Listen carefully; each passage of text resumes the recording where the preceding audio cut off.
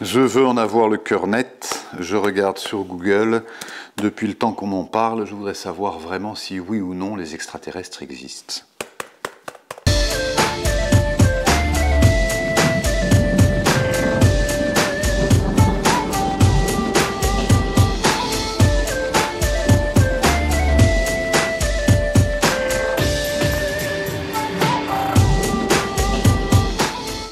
Bonjour, bienvenue aux Chroniques du Moulin, je suis heureux de vous accompagner semaine après semaine.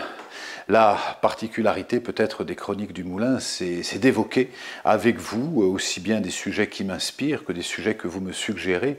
Et peut-être parce que c'est mon approche d'avoir une vision la plus large possible et de ne pas faire une chaîne spirituelle ou de ne faire une chaîne de développement personnel ou une chaîne ésotérique.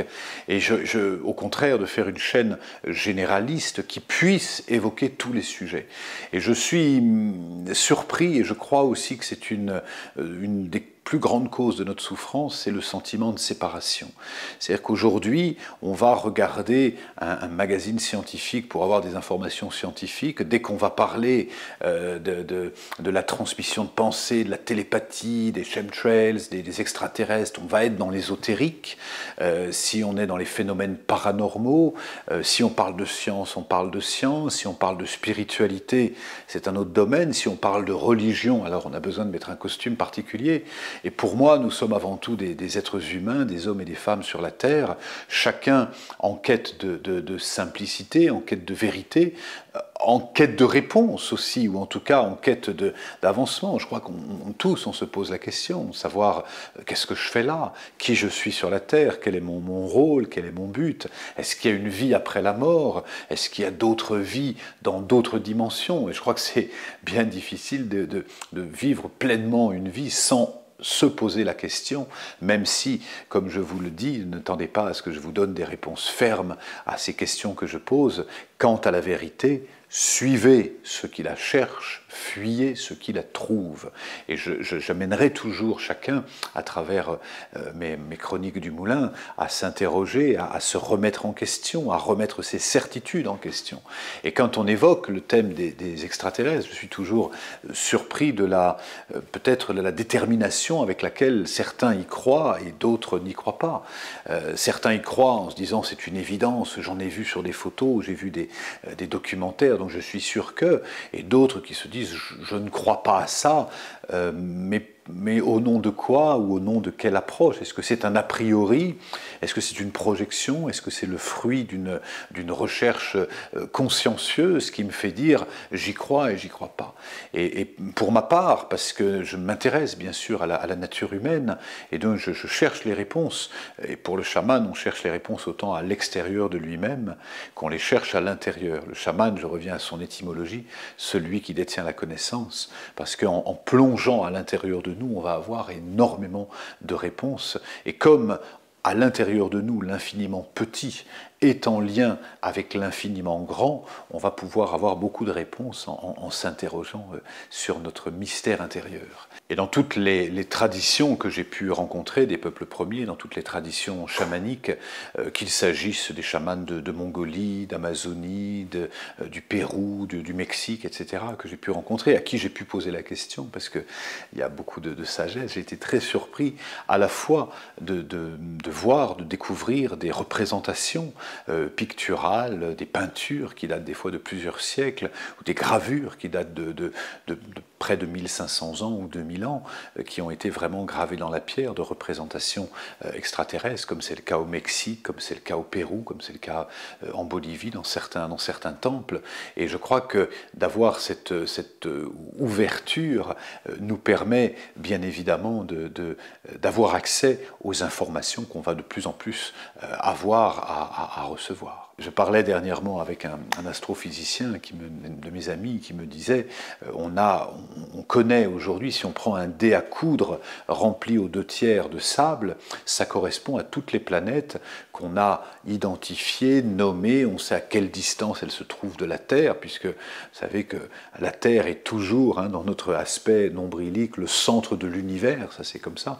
Mais donc on imagine un dé à coudre rempli aux 2/3, ça correspond de sable, ça correspond, toutes ces grains de sable, au nombre de planètes identifiées, nommées, etc. Et si vous prenez une brouette remplie à moitié, vous arriverez à toutes les exoplanètes, systèmes qu'on a là aussi sensiblement localisés, imaginés. Et tous les astrophysiciens s'accordent pour dire qu'il y a l'équivalent du nombre de grains de sable qu'il y a sur toutes les plages de la Terre dans l'univers. Donc autrement dit, ce que nous avons identifié, ce que nous avons nommé, ça correspond peut-être à une part si infime, si minuscule que personne aujourd'hui ne pourrait dire, bien évidemment, nous savons que ou nous ignorons que. On peut en revanche avancer un petit peu dans la recherche. Et je suis surpris moi-même quand je m'intéresse à ce sujet et que je regarde les dossiers qui ont été classés secret défense pendant des années, qui ont été déclassifiés aujourd'hui, que ce soit en France ou que ce soit aux États-Unis ou dans d'autres pays, de toutes les observations qui ont pu être faites de phénomènes dits extraterrestres, c'est-à-dire on sait que ce n'est pas de nature terrestre et que c'est une autre intelligence, avec des témoignages, avec des prises de photos, de vidéos, de films, de témoignages de personnalités qui sont des responsables de la NASA, qui sont des responsables, le ministre canadien de la Défense, le ministre des armées à Cuba, le ministre de l'Uruguay, énormément de personnalités, de chefs militaires, de personnalités militaires, politiques, etc., ont eu accès à tellement de dossiers qu'aujourd'hui, la question ne se pose plus pour eux de savoir s'ils existent ou s'ils n'existent pas. Récemment, le ministre de la Défense au Canada disait il n'est plus question de savoir s'ils existent ou s'ils n'existent pas, il est question de mieux les connaître et de savoir comment appréhender l'intelligence extraterrestre sur notre planète. Et je crois que quand on prend le temps de s'intéresser un petit peu au nombre de documents. Il y a un nombre de documents phénoménal accessibles aujourd'hui qui sont de représentations, un nombre de films, de photographies, etc., qui, pour ma part, ne ferait aucun doute sur le fait d'existence extraterrestre. Et quand dernièrement, je faisais une conférence et une personne me disait « mais c'est pas possible, il n'y a aucune science capable d'emmener des appareils sur la Terre. Mais on pense encore en se sentant au centre du monde et donc avec notre niveau de conscience ou de technologie. Mais il y a tellement de choses à apprendre par rapport à ça qu'on peut, je crois, faire preuve au moins d'humilité, faire preuve de discernement et faire preuve de curiosité. Parce que l'exploration des mondes vers l'infiniment grand, comme l'exploration des mondes vers l'infiniment petit, de pouvoir comprendre comment fonctionne la mémoire, comment fonctionne l'inconscient, comment fonctionne le cerveau, comment fonctionne l'intérieur des cellules. Quand on plonge d'ailleurs dans l'intérieur des cellules, on a une représentation qui ressemble totalement à la galaxie, l'infiniment grand, l'infiniment petit. Et je crois que plonger dans ces phénomènes-là avec curiosité, avec discernement, je suis toujours surpris de voir les conversations qui s'opposent comme ça. Et moi, j'encourage sur ces thèmes-là à faire preuve de prudence, à faire preuve d'ouverture, à faire preuve de sensibilité, en se disant « et pourquoi pas ?»